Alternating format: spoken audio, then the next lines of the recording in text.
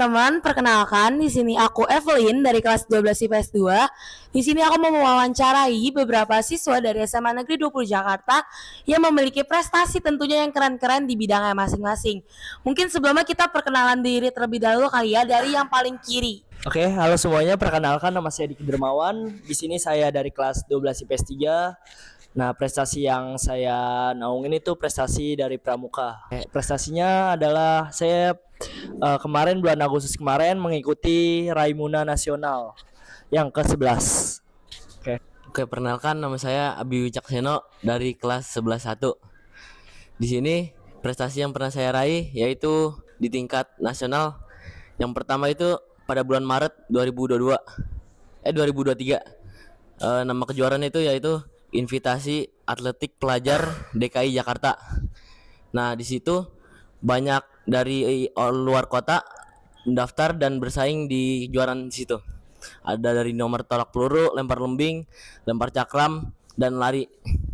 Kemudian di kejuaraan itu saya meraih medali perunggu di nomor tolak peluru.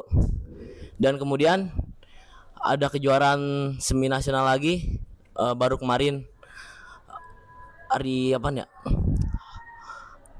Rabu. Nama kejuaraannya itu Tangsel Open. Nah, di situ saya juga meraih medali perunggu di nomor tolak peluru. Oke, perkenalan, nama saya Farsa Malkanugrah. Saya berasal dari kelas 10-1.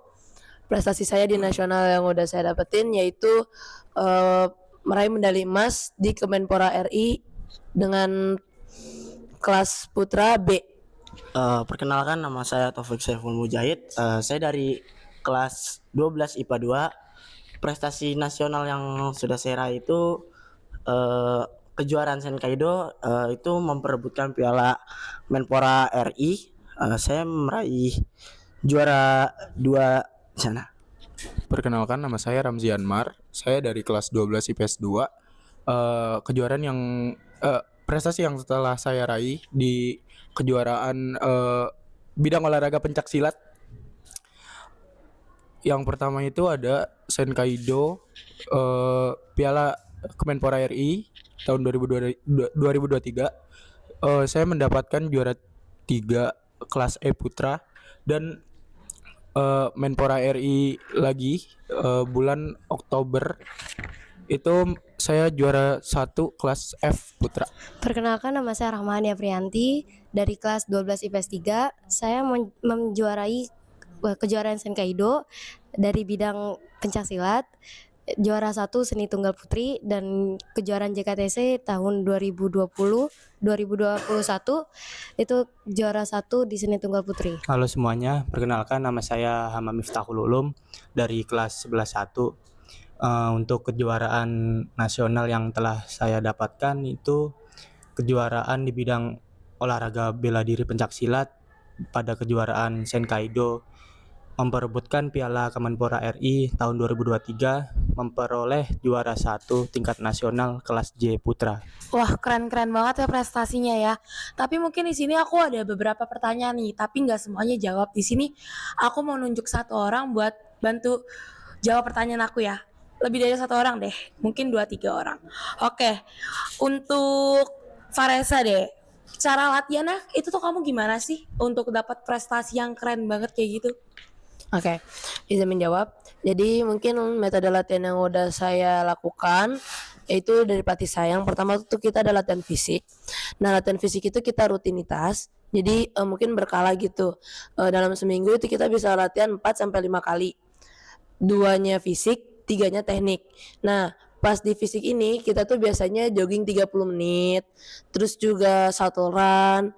Lalu juga kita tuh ada angkat-angkat beban gitu. Karena itu supaya kita nanti pas di gelanggang nafas kita kuat, sama juga kita nggak terengah-engah juga pada saat bertanding.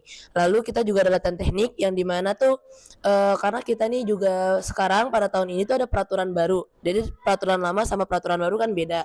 Nah, pas kemarin itu kita latihan peraturan baru dengan jarak waktu yang untuk kejuaraan itu lumayan dekat. Jadi kita nge-push terus latihan tekniknya sampai itu bisa satu hari kita 2 kali latihan, pagi sore. Nah, jadi untuk mendapatkan itu kita latihan sangat rajin dan sangat keras.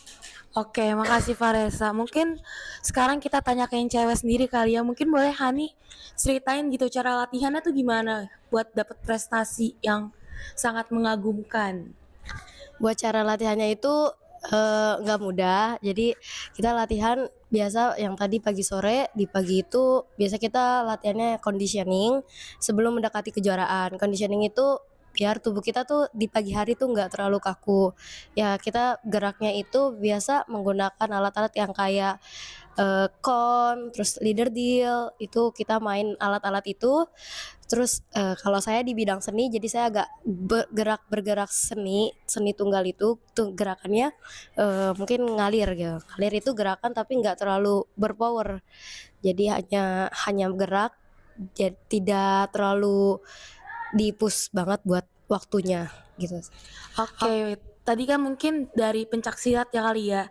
Kita sekarang coba bahas buat dari pramuka. Mungkin buat Diki boleh ceritain gak sih gimana latihan pramukanya sampai ikut Ramuna ya tadi ya tingkat nasional. Oke, mungkin kalau untuk latihannya, mungkin saya juga mengikuti pramuka itu udah dari SD kali ya. Nah, saya tuh udah mengerti gimana sih cara basic-basic tentang hidup di alam dan lain-lain. Nah, terus saya sebelum mengikuti Raimuna itu saya mengikuti seleksi terlebih dahulu. Nah, di seleksinya itu tuh kita bangun tenda, terus juga cara gimana sih biar kita bisa makan tanpa kita ada bahan-bahannya. Nah, kita itu harus cari sendiri. Nah, itu gimana caranya. Terus juga setelah seleksi diadakan latihan rutin. Nah, itu latihannya ada cara kita ini apa namanya? Bertahan hidup di alam, terus juga cara kita beradaptasi dengan lingkungan-lingkungan baru, dan juga kita ada latihan-latihan untuk seni budaya. Nah, di pramuka itu juga nggak cuman kita bangun tenda atau tata cara hidup di alam. Nah, kita juga harus memiliki kemampuan untuk beradaptasi dengan budaya-budaya lain gitu. Nah, kita juga harus menampilkan budaya kita sendiri gitu. Gitu sih. Oke, berarti tentu aja selama proses latihan ini kalian mengalami kesulitan lah ya. Mungkin Taufik boleh nggak ceritain kesulitan apa aja gitu yang dialami selama proses latihan ataupun proses perlombaan itu sendiri? Kalau untuk kesulitan untuk latihan ya mungkin males aja kali ya, terus dengan bosen gitu, Capek ya? capek. Itu saja sih untuk kesulitan saya sih. Oke, mungkin kalau buat Hamam ya, kesulitannya apa nih yang kamu rasain gitu? Ya, kalau untuk saya pribadi paling kesulitannya itu seperti sama kayak Taufik tadi.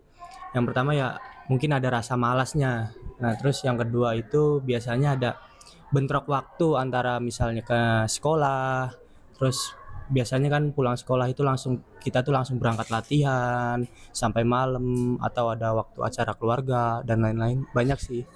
Oke, berarti kan selama ini untuk mendapatkan prestasi itu kalian harus latihan ya. Terus kalian juga ngalamin kesulitan. Berarti ketika kalian mendapatkan penghargaan, tentu saja itu memberikan kalian suatu kebanggaan dong. Mungkin di sini aku mau nanya ke Abi nih. Kamu tuh rasa kebanggaan apa sih yang kamu dapetin ketika kamu tuh mendapatkan prestasi tersebut gitu loh? Rasanya seneng aja sih Kak, soalnya latihan terus kan jadi lebih produktif gitu di masa muda. Jadi dapat perolehan penghargaan gitu di masa muda, rasanya seneng banget Pak. Oke, mungkin di sini ada satu orang lagi gitu yang mau secara sukarela menceritakan kebanggaan apa yang didapat gitu ketika udah mendapatkan prestasi. Hal yang buat jadi kebanggaan perolehan medali itu kayak kita ngerasa tuh latihan kita kayak ya ada hasilnya gitu. Terbayar apa yang udah kita keluarin, apa yang udah kita korbankan maupun waktu, tenaga itu udah terbayarkan sama juara, apalagi dapat juara satu. Siapa sih yang nggak mau juara satu ya kan? Ya mungkin itu. Oke, mungkin di sini aku boleh minta pesan dari teman-teman semua untuk teman-teman kita yang ada di luar sana untuk terus berprestasi itu apa pesan dari kalian gitu loh. Mungkin dimulai dari Hanap dulu. Untuk pesan buat teman-teman semuanya, selama kita masih muda, terus kejarlah mimpimu sampai dapat. Nah, di masa muda itu jarang sekali banyak orang yang bisa mendapatkan prestasi-prestasi yang orang lain dapatkan. Pesan buat teman-teman semua, kalau kalian rasa untuk malas saat sedang latihan atau saat sedang ingin mencapai sesuatu, kalian ingat perjuangan orang tua kalian, gimana susahnya orang tua kalian untuk mencari uang untuk mempermudah kalian buat itu semua. Gitu aja sih.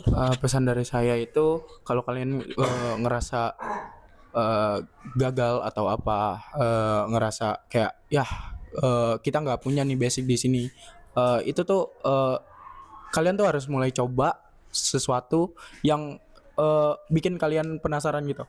Kayak harus ada pacuan dari ya coba gitu. Karena kalau misalnya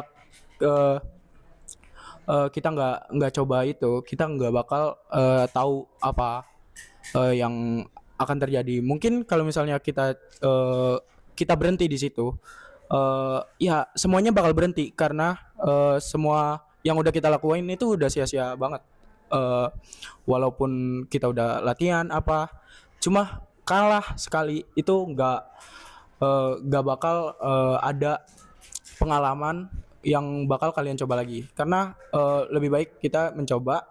Dan semua juga kita juga pernah ngerasain kalah, apalagi kan semua itu bagian dari proses kita.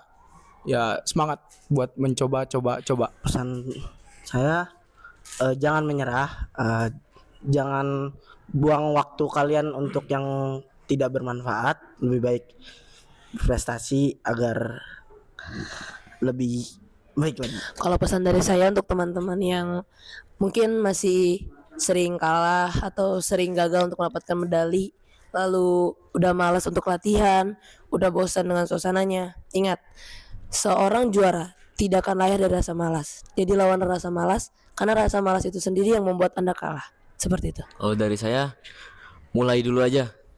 Nah, dunia ini luas, berbagai macam bidang ada di dunia.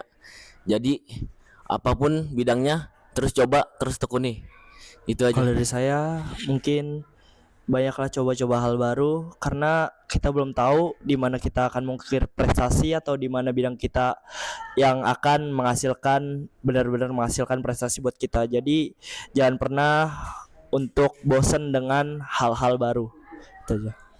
Oke, berarti kalau aku rangkum kurang lebih pesan dari teman-teman yang ada di sini itu kita sebagai generasi yang masih muda, kita harus coba terus-menerus hal baru ya. Karena siapa tahu itu merupakan passion kita ke depannya, memberikan kita peluang untuk sukses nantinya. Oke, mungkin segini aja sih sesi wawancara atau tanya jawab kita. Dan juga untuk teman-teman yang nonton di rumah, mumpung masih muda, jangan lupa untuk berprestasi. Dadah.